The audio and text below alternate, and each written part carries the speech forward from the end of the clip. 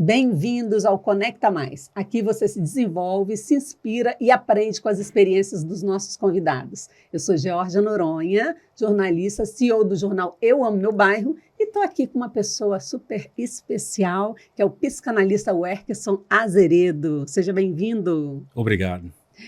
E antes de dar início ao nosso podcast, eu peço para você que curta nosso vídeo, se inscreva no canal, ative o sininho para você receber as notificações dos próximos episódios e ajudar aí a engajar o nosso canal.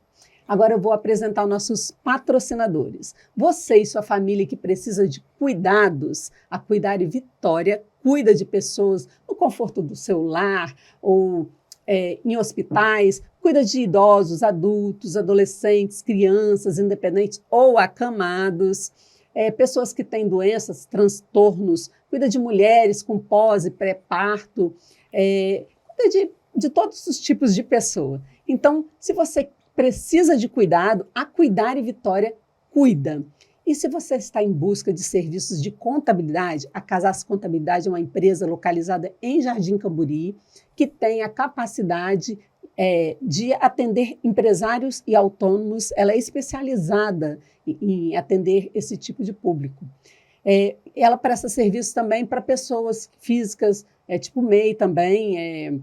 Qualquer tipo de pessoa que precisa de contabilidade, é só entrar em contato com a Casas Contabilidade. E aí, vamos conversar um pouquinho? Bora. O Werkerson, então, sua área é psicanálise. Sim, a psicanálise. Hoje eu foco mais na psicanálise freudiana, né? Uhum. Mas sem deixar de lado as contribuições de outros grandes psicanalistas ao longo da história, né? Que contribuíram também.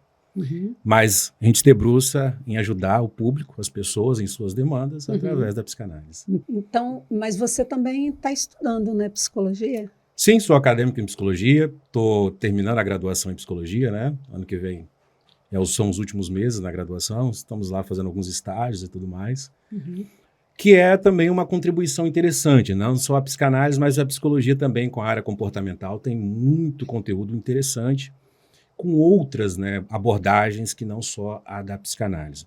Lembrando que essa até é uma questão interessante que você já colocou, que a gente pode falar já de início para o nosso público aqui, qual é a diferença entre o profissional da psicologia e o psicanalista, né? Mas antes de você falar a diferença, eu vou falar aqui para as pessoas que estão assistindo sobre o nosso tema que a gente vai abordar aqui. Nosso tema é: está sofrendo? A psicanálise pode te ajudar, não é isso? Com certeza. Como que a psicanálise pode ajudar? Eu vou me propor a tentar responder essa pergunta. É uma pergunta difícil, mas eu acredito que eu vou conseguir mostrar aqui para o público algumas formas, algumas que talvez eles possam até se identificar durante a nossa fala aqui de questões que eles estão vivenciando. Porque eu penso que é um tema urgente.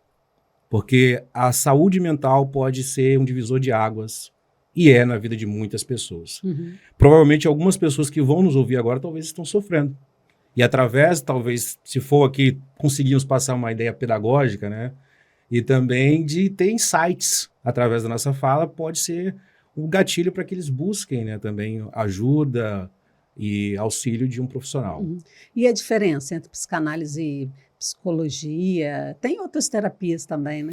Tem outras terapias. É porque, de um modo geral, a psicanálise durante muito tempo ela ficou meio que num grupo mais seleto, digamos assim, né? Pouco acesso à grande massa, e quando estava muito vinculado àquele profissional no seu divã, ali trabalhando com o seu divã, naquela coisa meio que monótona e tudo mais. Hoje a psicanálise ela tem contribuído muito para a saúde mental como um todo. Já a psicologia já é uma formação de nível superior, um tanto quanto já vem aqui de algumas décadas no Brasil, que o profissional tem que cursar o curso de psicologia durante seus 5 anos ali, que tem a formação acadêmica, onde ele estuda diversas linhas de abordagem terapêutica, diferentemente da psicanálise, que tem as suas escolas também, tem as suas subdivisões, mas só se estuda psicanálise. Na psicologia, você estuda também psicanálise, mas também a questão comportamental, a gestalt terapia, as teorias humanistas, etc. e tal. Estuda, mas como disciplina acadêmica, né? Uhum. Não se tem aquele tempo para poder se debruçar sobre os diversos autores, etc. e tal. Mas também o psicólogo, depois de formado, pode escolher clinicar através da abordagem da psicanálise. Mas assim, a psicanálise e a psicologia, eles têm uma linha de atuação, ou uma forma de atuação diferenciada? Existe o divã, né? Sim, e ainda assim, dentro da psicologia, o divã pode ser Utilizado. ou não. Uhum. Então, assim, Freud utilizava o divã, né? Então, ficou durante muito tempo vinculado à psicanálise. Eu confesso que as abordagens comportamentais, creio que não utilizem, tá? Acho que não é o uso deles ali, até porque o nosso processo, a nossa abordagem é distinta, então tem todo um referencial teórico por trás do divã. Não é só colocar o paciente ali por colocar. Uhum. Há um simbólico representado através do divã. É um tipo de escuta diferente. Mas eu acredito que não, porque até na nossa abordagem comportamental, hoje eu faço estágio em abordagem comportamental lá na clínica, né? Então, nosso foco, nossa ênfase é em sanar, amenizar aquela dor no aqui e agora, na questão do presente. A gente considera o passado, mas não como a psicanálise. A gente não entra tão profundamente no universo do passado e da infância do paciente. E assim, então, como que a psicanálise, vamos focar na psicanálise, né? Como que a psicanálise pode ajudar uma pessoa que está sofrendo? Ela chega até você reclamando de alguma questão? Como é que ela chega até você? Perfeito. O que o paciente traz ao psicanalista, eu vou chamar esse paciente de analisando. O analisando, ele traz uma demanda, que às vezes ele acredita que aquele seja o problema dele. Só que aquilo pode ser só o sintoma. O sintoma, ele conta uma história. Quando o paciente narra o seu sintoma, ele está contando uma história para nós. E cabe ao psicanalista entender, se debruçar sobre essa história. Quais são os significados? Quais as fantasias? Quais os sentimentos? Quais os desejos que estão por trás desse sintoma desse paciente? Porque o que acontece, Jorge? A nossa mente é muito sofisticada. Ela é complexa e sofisticada. E nós, nem sempre, e muitas vezes, não queremos nos conectar com certas emoções. E o que nós fazemos? Nós fazemos com que essas emoções sejam reprimidas. Então, se eu fosse resumir aqui para você, qual é a ênfase da psicanálise? É correlacionar a demanda, a questão do paciente, o trauma, o problema emocional, a um conflito inconsciente que ele está vivenciando. E que se manifesta na vida dele, a gente fala isso através de representantes, isso vai se manifestar na vida dele através de um sintoma. Talvez seja um medo, talvez seja uma autossabotagem, aquela pessoa que, por tantas vezes, perto de uma conquista ou após uma conquista, põe tudo a perder. É aquela pessoa que está numa depressão, fortes sentimentos de culpa e não consegue nem sequer aproveitar a vida. Ela tem dinheiro para viajar, ela pode sair, ir ao cinema, ela tem liberdade toda, mas ela não consegue sair de casa. Porque à medida que um conflito se estabelece, você pode dar um jeito, você pode até estar com as suas defesas ali bem estabelecidas, né?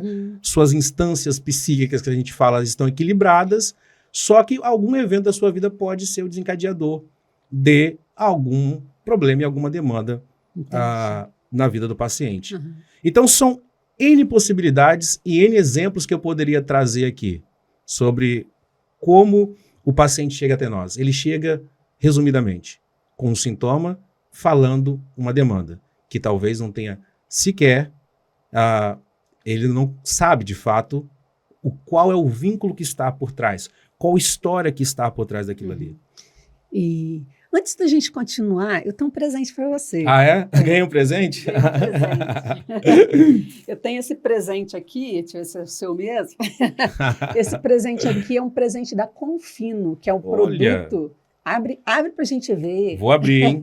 Olha que caixa bonita, pessoal.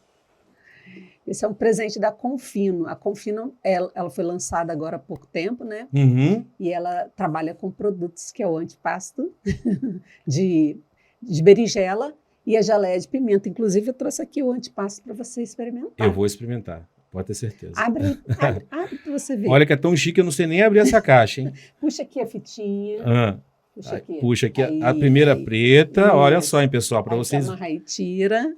Desamarra aqui. Que coisa bonita, hein? De primeira qualidade. Porque com a Georgia é assim, né? E aí desamarra em cima. Pronto. Aí desamarra de novo. Quanta coisa amarrada. Aí aquela pessoa que não tem unha, que corta até o talo da unha para poder treinar, aí tem dificuldade até de abrir uma fita. Olha só. Tirando agora aqui em cima. Oh. O antipasto, ele tem validade de 15 dias, tá? Aí embaixo está anotadinha aí a data de fabricação, eu acho, a validade para você. E isso aqui, ó, são dicas nesse papelzinho aqui, ó, enrolado. São dicas para você utilizar o seu antipasto. Você pode usar também na gastronomia para algumas coisas. Já vem aqui um roteiro, então? Vem umas Olha ideias. só. Aí tem, acho que 15 ideias. 15 ideias de para como... você usar o seu antipasto. Eu vou precisar de bastante ideias, porque eu não sei nem o que é antipasto. Quem dirá como... Mas você pode comer com uma torradinha, igual aqui, ó. Pode comer com uma torradinha, com um biscoito, o que você quiser, tá? Ele é ótimo para, por exemplo, se fizer uma festa com os amigos, reunir com os amigos, né? Experimenta, fica à vontade. Vou experimentar, com certeza. Vou colocar aqui o meu, vou colocar essas fitas aqui dentro, né? Que eu não vou conseguir replicar aquilo que você fez. Com toda delicadeza. Muito obrigado. Com certeza eu vou provar. Um presentinho do Conecta Mais para você. Muito obrigado. E eu já vou agora aproveitar a oportunidade e vou colocar aqui o meu. Aproveita aí. Eu vou aproveitar aqui e vou conhecer o antepasto. Experimenta. Da Confino. Muito bom. É Confino? Confino, ó. A marca aqui. Que é fino, né? É. É chique. É produto de entrada, ou para você levar para evento e tudo mais. É muito bom. E quem quiser Confino, entra aí no Instagram. confino.produtos. É só entrar em contato no Instagram. Gostou? Muito bom. Conhecendo agora o antepasto. Se eu comia antepasto, eu não sabia que era antepasto. Agora eu sei que é antepasto. Falando com a boca cheia, me desculpe, tá? Pois é, Werkson. Essa área da psicanálise, né? Comportamento, é autoconhecimento, né? Total. Porque quando a gente se conhece, a gente se liberta, né, de muita coisa. Né?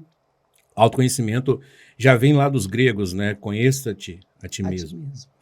Lá no oráculo de Delfos, né? Estava lá na entrada, essa demanda, essa solicitação. Porque a gente está muito proposto nos dias de hoje a falar. A gente está muito proposto hoje a querer conhecer, saber dos outros, falar dos outros. Mas, e até lembro agora de uma frase de Rubem Alves que ele diz que ele via, uma frase que diz: eu vejo muitas propagandas de curso de oratória e poucos de escutatória. Muitas pessoas querem falar e poucas pessoas querem ouvir. Então, o bom ouvinte é aquela pessoa que também está preparada para se conhecer e se conhece. Porque quem tem muito a falar, talvez o muito falar está em função justamente, até na clínica isso também se aplica, tá? De querer ser ouvido, né? O paciente, talvez, ele até o fala, porque a gente trabalha, uma das técnicas da psicanálise é a livre associação de ideias. O Freud, até chegar a essa técnica, ele passou por 3 outras técnicas. Pelo método hipnótico, pelo método catártico de Breuer e pelo método da pressão. Ele pressionava mesmo a cabeça da paciente para que ela Quando ele tirasse a pressão, ela lembrasse e ali estaria algum conteúdo do inconsciente dela. Enfim, ele chega ao método da livre associação de ideias, onde o paciente ele é convidado a falar livremente, falar sem restrições, imaginar que ele está naquele ambiente para falar e não ser julgado. Uhum. E como é que é, assim, a pessoa chega lá e você fala para ela falar, você conduz, você faz pergunta, como é que é o processo de psicanálise? Eu já posso até falar de outro elemento da clínica aí também, porque todos nós, Jorge, temos uma certa resistência a falar de nós mesmos. É custoso. Se eu te pedisse agora para enumerar uma quantidade de virtudes suas, qualidades, talvez você pararia e não conseguiria pensar em qualidades. Ou alguns indivíduos nem sequer cogitariam a possibilidade porque eles se punem tanto que eles não conseguem ver suas próprias virtudes. Fala uma qualidade sua.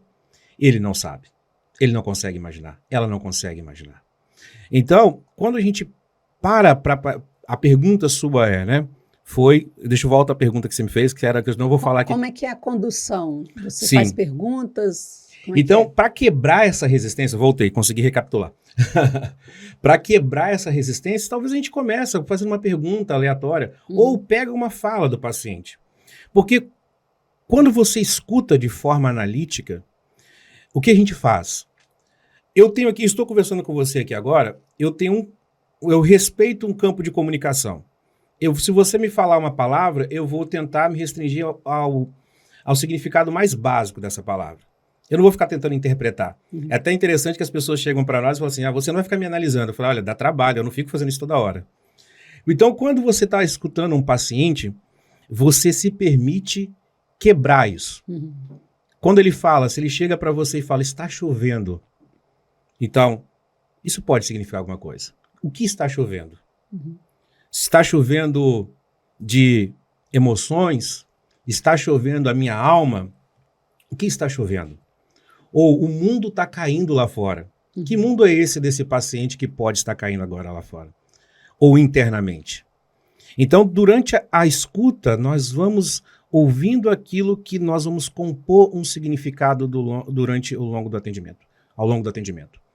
Então, a gente às vezes começa com um assunto, faz uma pergunta, como é que foi a semana, para ir quebrando a resistência, como se fosse uma conversa tradicional. Cada um vai ter... Isso é um estilo do psicanalista. Mas aí pergunta por que motivo que a pessoa procurou? Você está falando do início da introdução. Quando começa um atendimento. Eu já estava falando lá na frente. Vamos imaginar aqui um atendimento.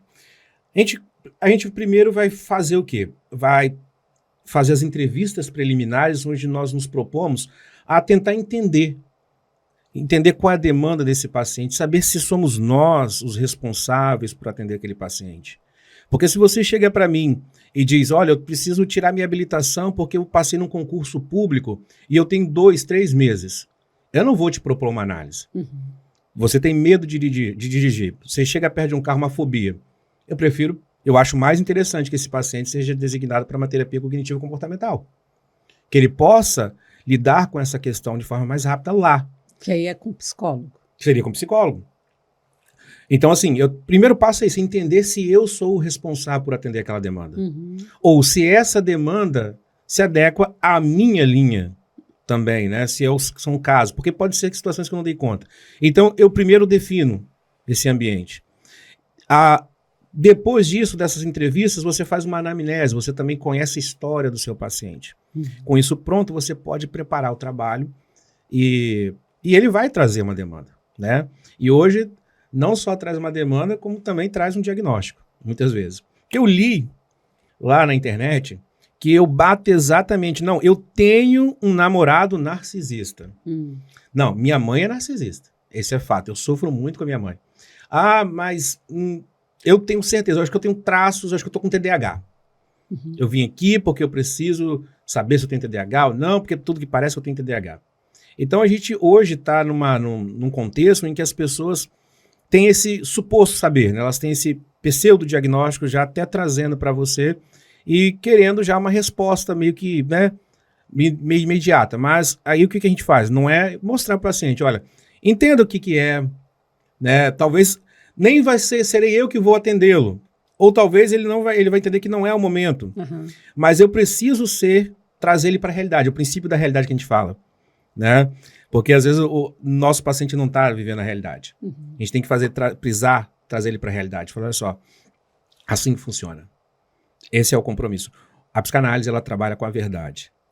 Porque a gente entende que essa verdade, assim como nos evangelhos, Jesus, para trazer essa questão que é a verdade que liberta, é um princípio semelhante. Uhum. A verdade sobre o sujeito, né? Não adianta eu saber a verdade sobre você, a verdade sobre a minha empresa, a verdade sobre o meu chefe, a verdade sobre a minha esposa, sobre o meu esposo, sobre o meu namorado. Essa verdade não muda a sua história. A sua história precisa ser conhecida por você. Uhum. Conhecer a história do outro não muda a sua história. E você também não é capaz de mudar a história de ninguém.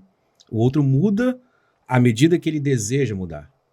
Então, é nesse âmbito que nós trabalhamos nesse ambiente, nós vamos conduzindo, entendendo qual é o contexto e tendo um diagnóstico diferencial desse paciente. Em que ele se quadra? Ele está num perfil mais regredido, é uma psicose, é um borderline, é um neurótico? Você pode até encaminhar para um psiquiatra, se for o caso. Também, se for necessário. Se você percebe que o seu paciente tem uma ideação suicida ou que ele está numa negação da realidade tão grande que ele não consegue nem sair de casa naquele momento.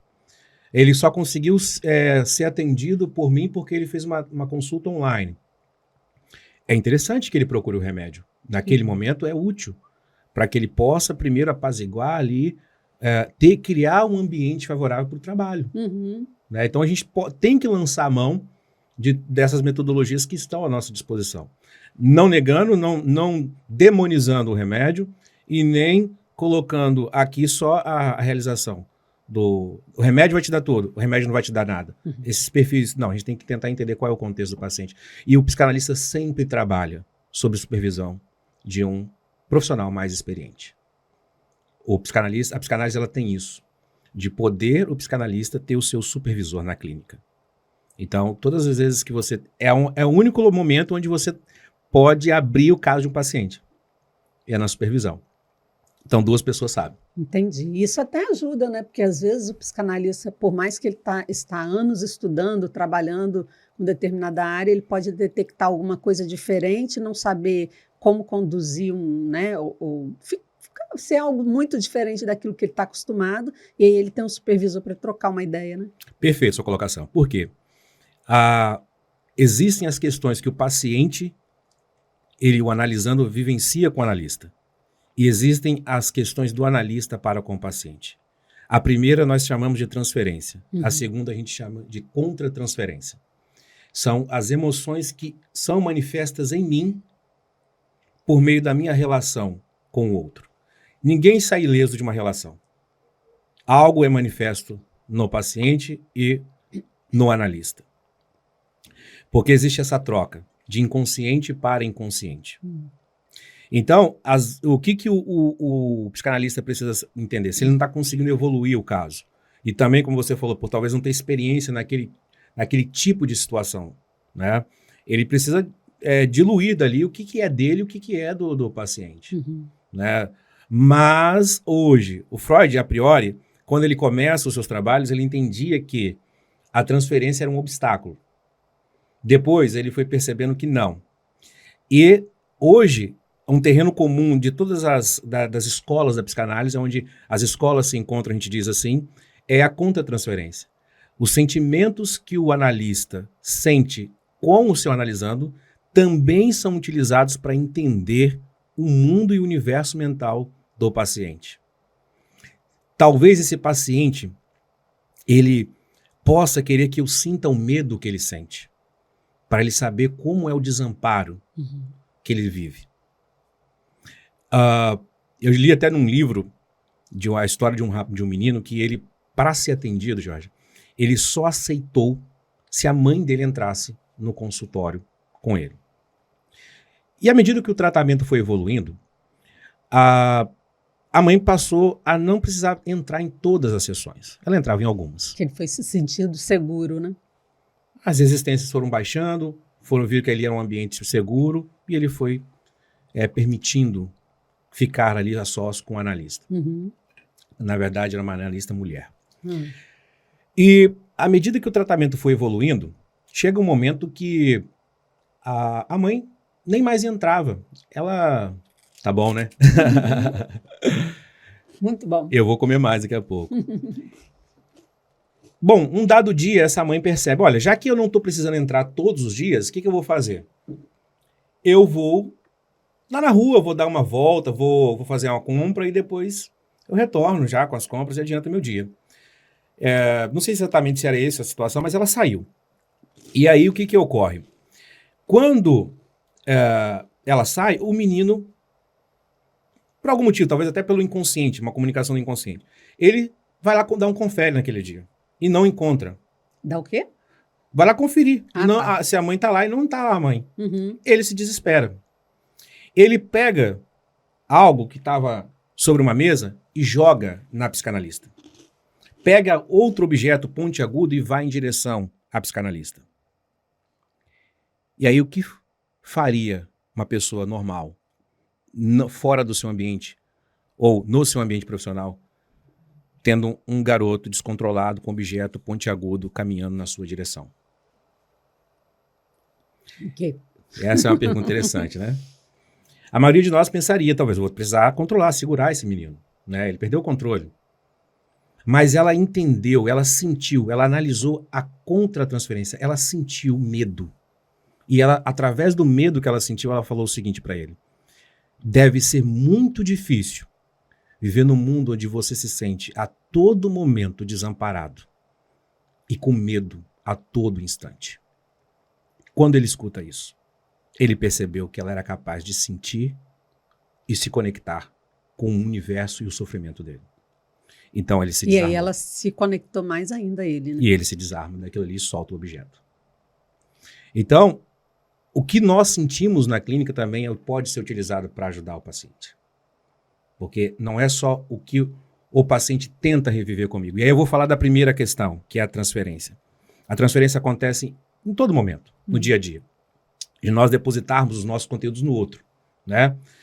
O Freud tem uma frase que ele diz o seguinte, é uma frase muito conhecida que é atribuída a ele, que é dele, na verdade, que é quando Pedro fala de Paulo, eu sei mais de Pedro do que de Paulo.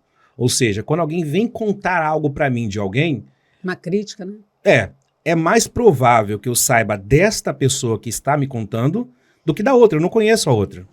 Através do que ela está falando, eu posso saber mais dela. Porque ela está pegando algo dela e colocando no outro. Transferindo, né? Exatamente. Né? São as projeções, as transferências, que é muito comum. Então, o psicanalista ele trabalha com a transferência. E aqui eu quero fazer uma colocação que é muito importante para o público entender por quê e responder até agora de forma mais incisiva a pergunta de hoje, né? Como a psicanálise pode ajudar? Quando, eu vou criar aqui uma narrativa um pouco mais longa agora, mas vai ser, porque eu sou meio prolixo, tá? Para explicar as coisas, mas vai ficar bem clara para o público. Nós não viemos ao mundo prontos. Nós não, no que se refere à capacidade cognitiva, à sexualidade, à agressividade, nós não viemos ao mundo pronto. Um bebê, ele, com a própria urina, ele se queima. Se não for dado o alimento, ele vai morrer. Se ele não for protegido, acolhido, ele padece. Então, nós viemos ao mundo e ficamos num estado de desamparo tal que nós precisamos do outro, e é através do outro que nós nos construímos. Então, é ali que tanto é criada a matriz que pode ser a base de uma saúde mental, como também de várias questões emocionais que vão prejudicar uma pessoa. Uhum. E perceba que hoje a nossa sociedade tem sido marcada muito por isso. As pessoas estão muito focadas. A gente está trabalhando aqui numa mídia social exatamente e ela é maravilhosa para isso. Mas talvez, naqueles primeiros momentos, você pode ver muitas situações, eu poderia trazer exemplos. É a mãe que acaba de ter o filho e está preocupada em ter a barriga chapada 20 dias depois do parto. Os pais que a criança acaba de nascer e ela já está preocupada em tirar inúmeras selfies para mostrar o quão lindo é o bebê que acabou de nascer. Então, esse é um momento... Então, quer mostrar para todo mundo que eu tenho um filho. Né? Exato. Eu fiz um filho. Maravilhoso. Lindo, de fato, ele é. Mas imagina, você já começa a imaginar como é que está o mundo psíquico de uma criança. Porque o meu primeiro espelho é o olhar da mãe. É onde eu me reconheço, é onde eu me enxergo, é onde eu começo a saber quem eu sou e também me diferenciar do outro nessa relação. Nisso o Freud não avançou tanto, quem avança depois é a escola inglesa, como Elaine Klein, o Winnicott, que vão olhar mais essa questão da estrutura da relação mãe-bebê. Então, que é fundamental para o desenvolvimento saudável do sujeito.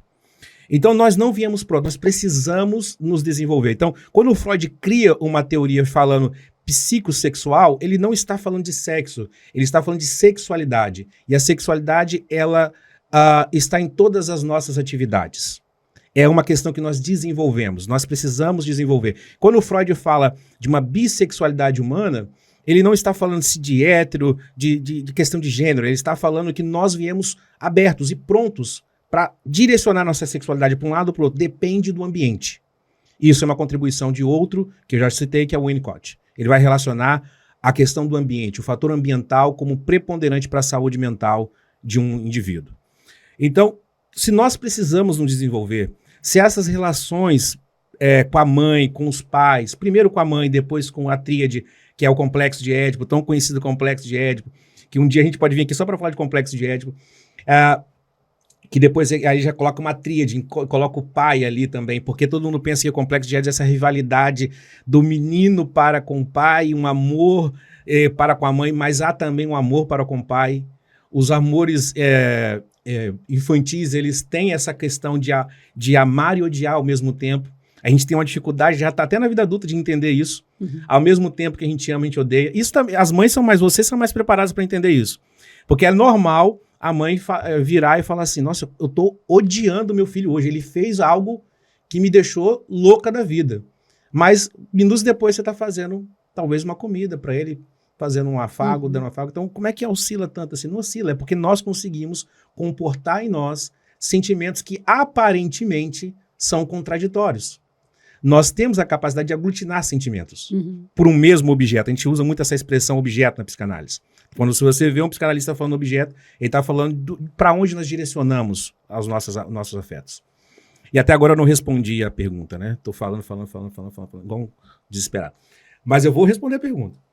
Como que a psicanálise pode ajudar? E agora eu vou fazer um adendo o quê? Eu expliquei que nós não viemos prontos para o mundo. Eu falei que as relações entre a mãe e o seu bebê, ou aquele que faz às vezes, ou aquela que faz às vezes, a tríade, mãe, bebê e pai, ou aqueles que fazem às vezes, né, nas famílias atuais também é muito comum, 2 homens ou 2 mulheres, etc. e tal. Essas relações são primordiais. Só que se ficou, e eu vou fazer aqui mais um adendo, vai ficar. Mães que nos acompanham aqui no podcast, não se sintam culpadas, vocês não serão perfeitas. Você não nasceu com manual. Exato. Pais também, vocês não farão um trabalho perfeito. Todos nós deixamos marcas em nossos filhos. Todos nós deixamos traumas em nossos filhos. E é preciso saber disso para não se culpar. E depois esse sujeito vai ter que se haver com as suas questões. Nós somos humanos, nós temos que entender isso. E aí tem a questão do modelo mental também, né? Dependendo da pessoa, o filho, no caso, dependendo do filho, ele pode receber tudo que foi ensinado, todo o relacionamento pai, né, afetivo, pai com filho, ou mãe com filho, ele pode receber aquilo ali como uma coisa negativa, ou ele pode até entender como uma coisa negativa e ressignificar, ou ele pode pegar aquilo ali e entrar dentro de um buraco, né, e se afundar. Sim, porque existe aquilo que foi posto, existe o ambiente, a sociedade, e o ambiente familiar, como também existe a construção do próprio sujeito, como você está colocando. Como eu vou trabalhar com isso? Eu tenho uma escolha. Óbvio que as influências são fortes e elas deixam marcas. Então, na maior parte das pessoas, elas chegam até nós com questões. ninguém é tão saudável que não possa trabalhar alguma questão numa análise, tá? Uhum. Ninguém é tão saudável que não tenha pontos que desconheça de si mesmo. E isso foi o que o Freud falou quando ele disse sobre a terceira ferida narcísica na humanidade, que ele humildemente colocou a psicanálise. A primeira foi com Copérnico, quando ele disse que o homem não é o centro do universo, né? O homem não está no centro. Não é a Terra o centro do universo. Depois, Charles Darwin, quando vai dizer que o homem é uma espécie dentre todas as outras, as demais. E a terceira ferida é a psicanálise, onde o Freud vai dizer que o ego não é senhor em sua própria casa. Olha só, vocês acham que vocês são tão maravilhosos. Eu vim aqui para quebrar o narcisismo de vocês. Dizer que existem áreas de vocês mesmos que vocês desconhecem. É questão eu não falo nem em questão de ser saudável ou não. Eu falo em questão de não existe perfeição. Perfeito só Jesus. Exato. É só Deus. Né? Exato, nosso modelo. Então, Georgia, o que ocorre? Isso é o que eu trabalho de uma análise também, tá? Que é quebrar esse narcisismo. Perceber que você não é tudo aquilo que você imagina que você é, que acha que é. Perceber que você... Reconhecer, né? Suas limitações. Porque a gente vai criando ideais tão elevados, uma moralidade tão elevada, que isso vai inibindo todo o desenvolvimento e toda a capacidade de criatividade, de sobreviver, de empreender. Você trabalha com empreendedores. Se a pessoa se cobra tanto uma perfeição, ela está olhando ali um detalhe na placa, ela está pensando em um ambiente perfeito para empreender, ou ela está pensando no momento emocional, é o momento perfeito da vida dela, ela cria ideais muito elevados. Isso paralisa o sujeito.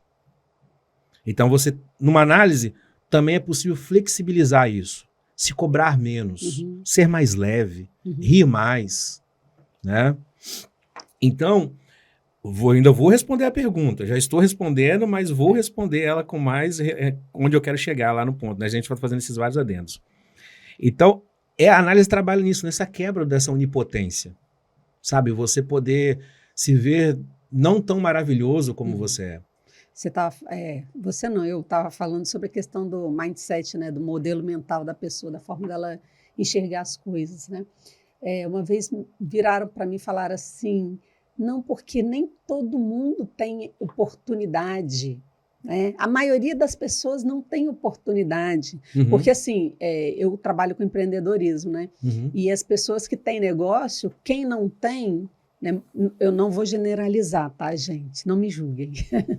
Mas, assim, muitas pessoas que não são empreendedores, que não trabalham com empreendedorismo, que são funcionários, eles veem... Eu não estou falando que é todo mundo, não, tá? Porque até funcionário aí é empreendedor.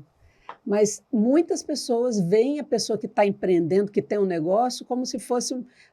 como se ela tivesse melhor do que todo mundo, tivesse dinheiro, tivesse, né, com a vida ganha e tudo mais. E não é bem assim.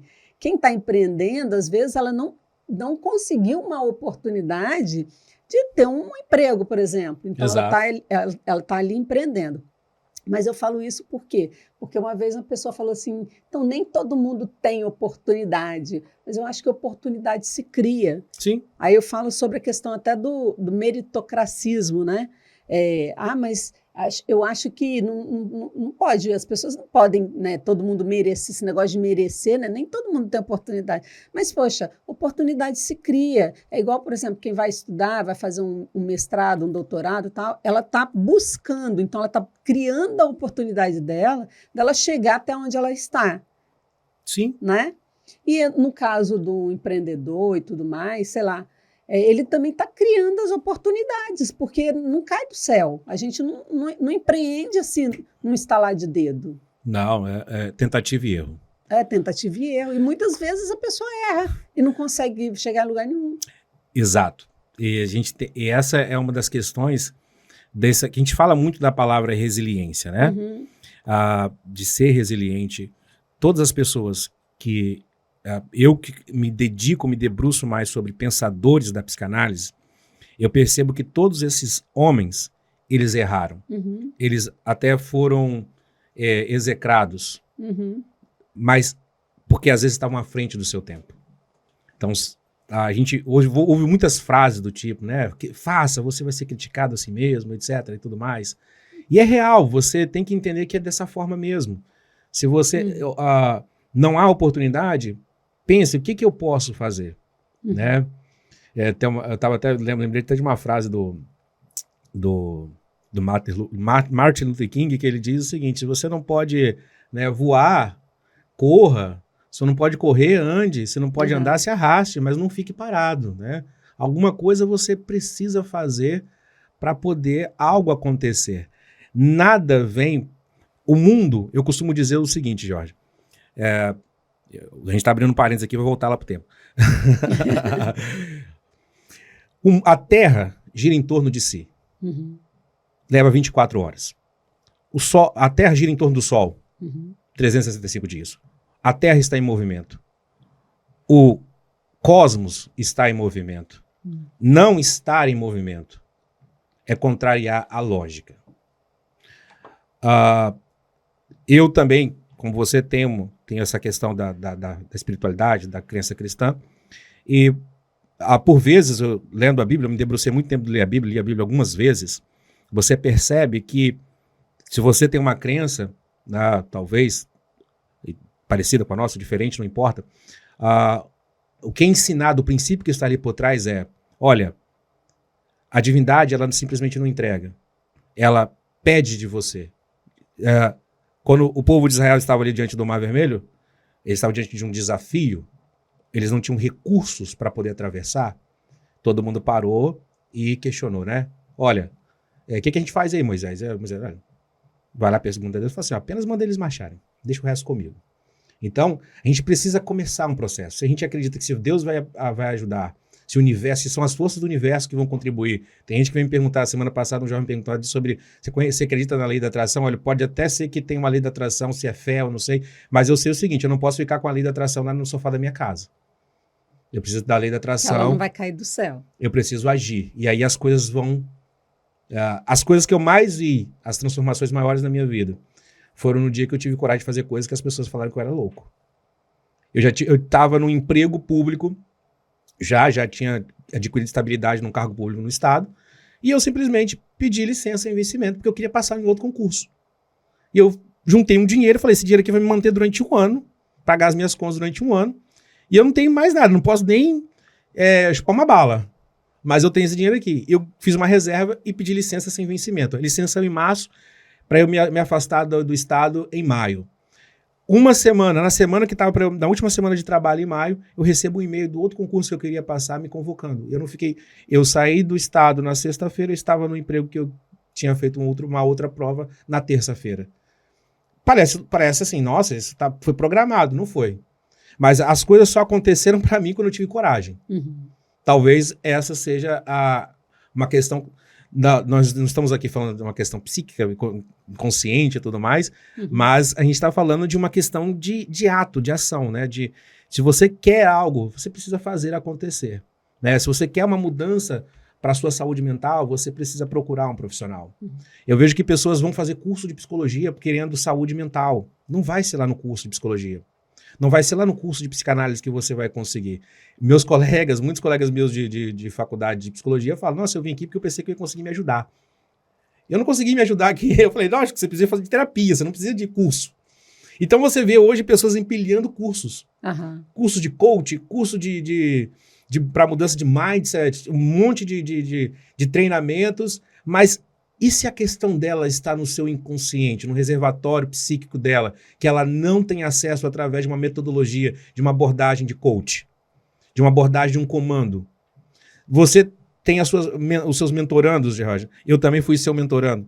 Então, às vezes você pode até perceber minha resistência, você dá um comando, olha, fale isso, mas você percebe, por que esse mentorando não consegue executar o que esse daqui faz com tanta facilidade? As limitações, né? Nem todo mundo é igual. Exato. Então, a gente precisa entender que algumas coisas talvez não estão acontecendo também para nós, é porque a gente está esperando de onde não vai vir. Então, se eu preciso ser o promotor de mudança em minha vida, eu tenho que me levantar, me erguer. E ter ação. Exatamente. Então, o que eu estava falando justamente para chegar agora naquele ponto lá sobre a psicanálise ajudar, voltando, fechando parênteses agora, voltando. A psicanálise, Jorge, ela permite recriar, nesse aspecto, ela é única, no que se refere a uma abordagem psicológica. Porque ela permite que o analisando junto com o seu terapeuta recrie aquela matriz, algo mais próximo da matriz mãe-bebê, ou daquela relação com o parente, ou com o pai, ou com a mãe. E se ela estiver com o seu ali, psicanalista preparado, para que ela possa transferir para ele, lembra das transferências, as emoções que ela tinha no passado, que talvez não foram os seus cuidadores não conseguiram dar conta de acolher, né? Não quer dizer que eles foram ruins, foram maravilhosos, talvez, mas talvez alguma emoção eles não conseguiram acolher. E isso lhe fez mal. E você ficou com pontos na sua vida a serem trabalhados. O seu analista, se ele estiver preparado, eu digo preparado por quê, Jorge? Uma coisa é eu falar para você de emoções. E outra coisa é eu conseguir com você vivenciar uma experiência emocional. Falar de emoções é uma coisa. Uma experiência emocional é diferente. Falar de emoção é, por exemplo, você percebe que o seu analisando está com raiva. Talvez uma menina, uma jovem, uma mulher que tem raiva da mãe. E aí você consegue explicar para ela, não, olha só, é natural ter raiva. Você pode ter esse sentimento. Inclusive, você pode ainda assim amar e ter raiva. E você não precisa se sentir culpada. Você não precisa direcionar, talvez, essa raiva para você e começar a ter depressão. Você pode entender que é legítimo se frustrar, até mesmo com a sua mãe. Então, você vai dando a ela a possibilidade de representar na consciência aquilo que só ficava sendo manifesto no inconsciente. E, como sintoma, vinha a tristeza e a depressão. Então, agora eu não preciso reprimir, eu posso me dar o direito de sentir, eu posso chegar para alguém e falar claramente, eu estou com ódio da minha mãe hoje. E o mundo não vai acabar. E eu estou falando isso porque, às vezes, algumas figuras na sociedade, no senso comum, são postas no mais alto preço e realmente devem estar lá. Mas elas não são divindades. Como se, pela mãe eu não posso manifestar agressividade, pela mãe eu não posso manifestar frustração. Eu não posso frustrar o meu pai. Ele é maravilhoso para mim. E aí é que o terapeuta também tem que tomar cuidado, porque se ele se torna um terapeuta bonzinho, ele não permite que o seu analisando direcione agressividade, raiva, frustração para ele. Não, ele é maravilhoso. Uma vez eu até perguntei para uma colega, eu falei assim, olha, como é que é lá a terapia com a sua psicóloga? Até brincando com ela assim e tal. Ela falou, não, ela é maravilhosa. Aí eu pensei, eu não falei nada, mas eu pensei, seria mais complicado, eu ficaria mais feliz se ela falasse assim, nossa, às vezes ela acaba comigo. Eu tenho uma raiva dela. Uhum. Porque ela conseguiria colocar aquele sentimento na analista, né? Então, mas isso também tem que ser o quê? Por isso que eu estou falando que o terapeuta e o analista, o psicanalista, eles têm que estar preparado para propiciar ao seu analisando uma experiência emocional. O psicanalista, ele pode confrontar também? Pode. As perguntas vão fazendo isso. Uhum. Você não vai falar para a pessoa, você não chega ali e conta para ela. Uhum. Mas você vai fazendo... Você faz pergunta que ela mesma vai refletir e vai se sentir incomodada. Geralmente eu gosto de mandar o paciente, no final da análise, com uma pergunta para ele tentar refletir. Para que ele pense. Porque aquilo, por mais que ele vai esquecer, aquilo não vai ser tirado do inconsciente dele, aquilo vai ficar reverberando lá. Uhum. E a psicanálise, ela pode trabalhar... tipo assim, descobrir os gatilhos que fazem com que tenham certos sintomas, tipo medo, angústia, falta de coragem, depressão, sei lá. Sim. Pode? Podem. Porque a gente costuma dizer que a gente direciona, né? Vamos falar de uma coisa comum. Medo de barata. A barata pode estar ali só a serviço de uma manifestação inconsciente. Você direciona. Porque qual é o sentido do pânico ser estabelecido e a desordem ser causada num ar. É como se fosse um monstro, Exato. Né? Gigante. Parece que tem um tigre ali, né? Tem um tiranossauro rex ali, um animal pré-histórico dentro da casa. Uhum. E um sobe na cama, outro grita, outro se esconde no banheiro, mas porque tem uma barata. Engraçado, você falou em barata, eu lembrei de taruíra. Capixaba fala taruíra. Taruíra. Olha, eu sempre tive pavor de taruíra. Pavor. E agora, assim, eu não podia nem ver. Uhum. Sabe, que me dava um nervoso. Mas agora eu vejo, me incomoda, mas não dá mais esse nervoso todo. Ela poderia estar ali em função só para você deslocar aquela angústia. A gente tem aquela expressão, né, do boi de piranha, que é aquele boi que vai na frente lá no rio para ele ser devorado pelas piranhas, né? Então, muitas das vezes eles estão em função disso. A gente entende, isso que é a questão. Você está falando que aquilo ali é o gatilho, mas não é. É só onde está sendo depositado, né? Freud, quando ele foi contar nas suas conferências introdutórias, ele narra a história de uma mulher de 53 anos de idade que, vou resumir a história aqui, ela tinha adquirido uma paixão inconsciente pelo genro dela e, por causa disso, ela não conseguia dar conta, porque ela tinha um casamento de 30 anos, maravilhoso, com um homem maravilhoso, que nunca deu um motivo para ela ter ciúmes. Ela falou, do ponto de vista consciente dela, ela sabia, pô, não posso, como é que eu vou me permitir, como eu me permitir ter uma afeição por outro homem? Ela reprimiu. Em função da repressão desse sentimento de afeto, de amor, perceba que nem sempre a gente reprime coisas ruins, tá? Você pode reprimir, inclusive, amor por alguém e manifestar uma outra emoção na consciência.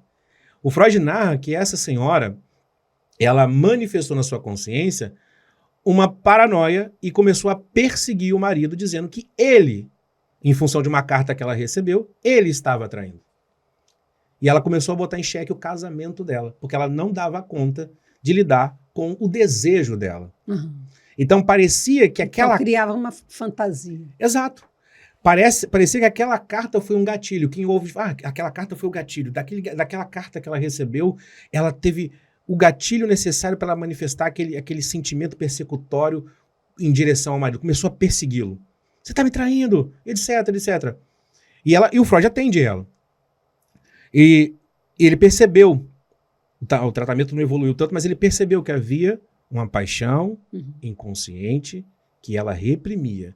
Porém, ela não dava conta de vivenciá-la no seu consciente. Então, a psicanálise se debruça em muitos casos sobre o conflito psíquico, sobre o conflito emocional inconsciente. Eu tenho, mas eu não sei que tenho. Eu não sou o senhor na minha própria casa. Ou seja... Não tenho domínio sobre mim. Exato. Então, à medida que você se conhece, você pode ter mais domínio sobre você. Eu não gosto nem da expressão domínio, porque parece que você está querendo se controlar.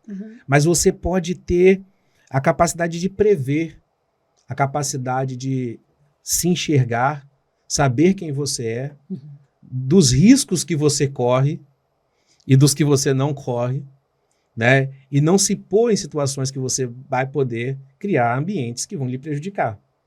Então, muitas vezes a gente tem visto muito hoje pessoas que chegam até nós que não conseguem engatilhar, olha só, um ato falho. Interpretem isso se vocês quiserem. A pessoa não consegue engatar relacionamentos, né? Ela começa aí... o som dura um pouco tempo, né? Então, e a demanda da pessoa é: eu sempre estou com pessoas que me prejudicam. E ela não entende. E surge aquela expressão que todo mundo já ouviu, que gira aí pela sociedade, aí, que é: você tem o dedo podre. Ou eu tenho o dedo podre. Não é possível, só aparece pessoa com a mente ruim. Só aparecem pessoas que querem tirar vantagem de mim, que acabam comigo e me prejudicam.